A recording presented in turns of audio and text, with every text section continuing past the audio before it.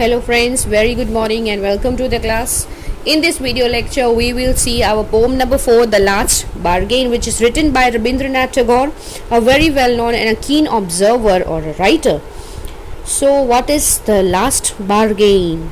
Bargain means यहाँ पर मोल भाव भी हम बोल सकते हैं. तो किस तरह के मोल भाव की बात इस पोएम में की गई है ये हम देखेंगे. A bargain is an agreement in which both parties promise to something for each other. Someone is looking for work, waiting to be hired. He strikes a bargain but thinks it worthless. He tries twice again but doesn't like either. Finally, in the last bargain, when he is hired for nothing whatever, he is happy and never before. What is the bargain and why is it the best?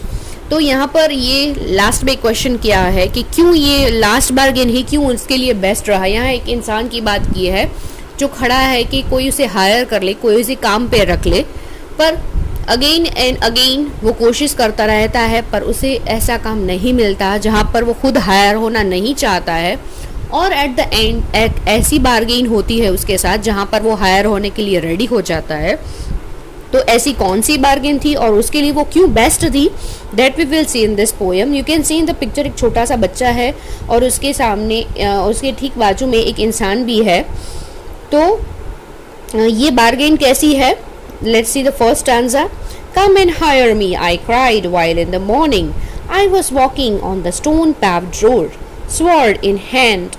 The king came in his chariot. He held my hand and said, I will hire you with my power. But his power counted for naught, and he went away in his chariot. यहाँ पर एक इंसान की बात की है, वो खड़ा है. He was walking on the stone paved, एक पत्थरों से बने सड़क पर वो चल रहा है. मॉर्निंग का समय है, सुबह का टाइम है. वो वहाँ पर जोरों जोरों से चिल्ला रहा है, वो बोल रहा है कि कम एंड हायर मी, कोई और मुझे काम पे रख लो. उसने देखा कि एक घोड़े सवारी पे, एक रथ पे एक राजा जो है अपनी तलवार के साथ आता है और उसे बोलता है कि मैं तुम्हें हायर करता हूँ अपनी पावर से. क्योंकि राजा है वो कुछ भी कर सकता है, उसके पास सत्ता होती है, उसके पास पावर है, तो वो कुछ भी चाहे कर सकता है. तो यहाँ उसने उस इंसान को बताया कि मैं तुम्हें हायर कर लेता हूँ अपनी पावर से, पर मेरे लिए वो पावर कुछ भी नहीं थी, मेरे लिए वो पावर ना के बराबर थी. सो इसलिए उसने ये बार्गेन को एक्सेप्ट नहीं किया और वो राजा वहां से अपनी चैरियट में वापस चला गया. In the heat of the mid day the houses stood with shut doors.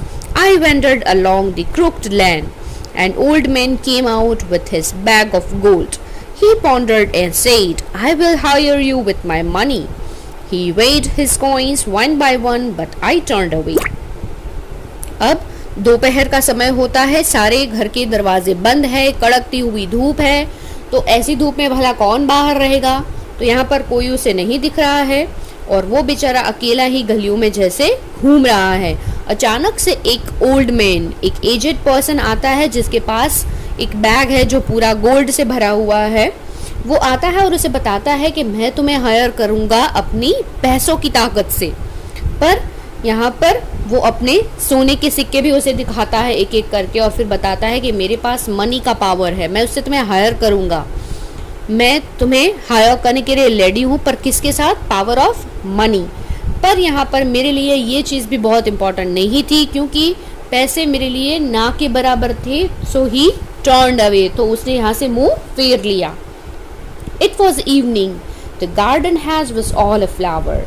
The fair maid came out and said, I will hire you with a smile. Her smile paled and melted into tears, and she went back alone into the dark. अब शाम का समय evening का time हो गया है, शाम का समय है. जब वो गार्डन के पास जाता है, सारे फ्लावर्स है वहाँ पर, कुछ नहीं दिख रहा जैसे उसे. इतनी खूबसूरत सी एक फेयर लेडी जो है वहाँ पर आती है, बहुत ही खूबसूरत है. सो वो उसे बोलती है, शी सेड दैट कि she will hire you with a smile.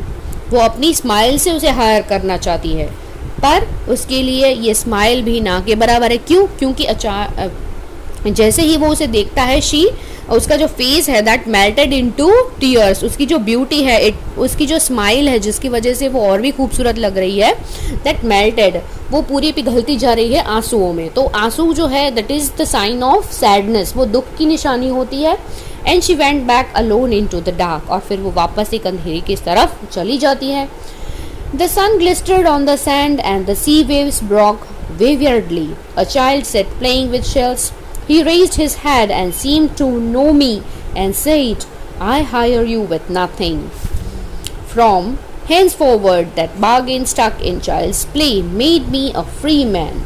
अब यहाँ पर जब एकदम सन जो है, सूरज जो है वो ऊपर की तरफ कड़कती हुई धूप है और सूरज की जो रोशनी है वो रेत पर पड़ती है, समंदर का किनारा है, तो जो समंदर की रेत पर जैसे ही सूरज की गर्मी जो है ये उसकी जो रोशनी है रेत के ऊपर पड़ती है तो वो ग्लिस्टर, चमकने लगती है। एंड सी वेव्स का भी डिस्क्रिप्शन किया है यहाँ पर कि समंदर की लहरें कैसे उछल रही हैं। वहाँ पर एक बच्चा है जो किनारे पे खेल रहा है शेल से, शंख जो होते हैं उससे वो खेल रहा है। He raised his head, उसने अपना सिर ऊपर किया और उस इंसान की तरफ देखा मानो वो उसे जानता हो पहले से, और फिर उसने क्या कहा उससे, मैं तुम्हें हायर करता हूँ पर मैं इसके बदले में मैं तुम्हें कुछ नहीं दे सकता। तो कितना निर्दोष है ये, इसके दिमाग में कोई लालच नहीं है, किसी बार्गेन की उसे परवाह नहीं है। तो इस चीज़ को देखकर ये इंसान जैसे मतलब इसकी जो खोज थी वो जैसे यहाँ पर ही कंप्लीट होती, यहाँ पर ही पूरी होती है, और किसी भी चीज़ नहीं मिलने वाली है ये जानते हुए भी वो हायर होने के लिए तैयार है, रेडी हो गया है। तो इस बच्चे के साथ खेलते हुए उस इंसान को भी ऐसे ही लग रहा है कि उसके साथ बार्गेन करना, उसके साथ मैच होना, उसके साथ जुड़ जाना ही उसके लिए सबसे अच्छी बार्गेन रहेगी। सो यहाँ पर उसने आगे भी कितनी बार अलग अलग तरह के बार्गेन्स देखे पर उसने किसी भी चीज़ को एक्सेप्ट नहीं किया, क्योंकि वो जानता था कि दुनिया में कहीं ना कहीं ये सारी चीज़ें जो है वो मेल्ट हो जाएगी, वो ख़राब हो जाएगी, ख़त्म हो जाएगी, और कभी ना कभी। सबसे पहला एग्जाम्पल हमने देखा था जैसे कि किंग का, तो किंग जो है वो राजा है, उसके पास पावर है तो वो कुछ भी कर सकता है। आज हाँ बोला है तो कल ना भी बोल सकता है, कल निकाल भी सकता है, कभी गुस्सा भी कर सकता है।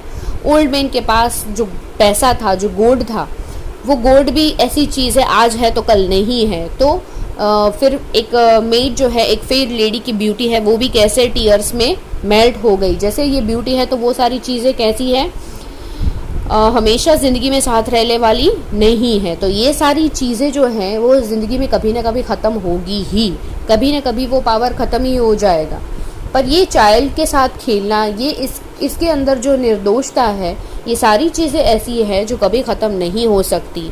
And that think attract the people, यही चीज़ हमें ज़्यादा अट्रैक्ट करती है कि वो कितना निर्दोष है, उसके दिमाग में कोई लालच नहीं है। सो इसीलिए ये बार्गेन उसको सबसे बेस्ट लगी और उसने इस बार्गेन को एक्सेप्ट कर लिया। So here we are end our beautiful poem, The Last Bargain. I hope you get all the points of the poem. Thank you.